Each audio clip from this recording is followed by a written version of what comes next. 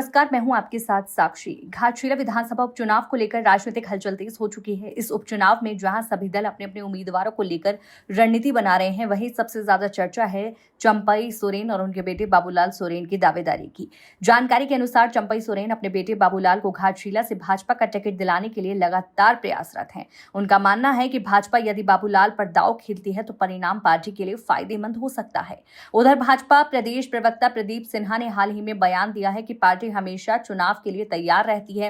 प्रत्याशी का चयन चुनाव समिति और प्रदेश नेतृत्व की सहमति से किया जाता है। ऐसे में अंतिम घोषणा होने तक इंतजार करना होगा। दूसरी ओर कांग्रेस प्रभारी ने स्पष्ट कर दिया है कि उनकी पार्टी जेएमएम प्रत्याशी को समर्थन देगी।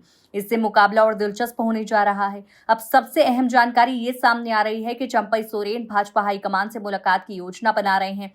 सूत्रों के मुताबिक ये जल्द ही अपने बेटे बाबूलाल के साथ दिल्ली का रुख कर सकते हैं। उनका उद्देश्य साफ है, वो चाहते हैं कि इस चुनाव में भाजपा उनके बेटे को टिकट सौंपे। चंपई सोरेन का ये दिल्ली दौरा इसलिए भी महत्वपूर्ण माना जा रहा है क्योंकि इसी दौरान बाबूलाल की उम्मीदवारी पर भाजपा नेतृत्व अंतिम फैसला ले सकता है। घाटशिला सीट को लेकर अंदर खाने कई तरह की चर्चाएं चल रही हैं। कुछ नेता बाबूलाल का समर्थन कर रहे हैं तो कुछ अन्य नामों की भी पैरवी कर रहे हैं।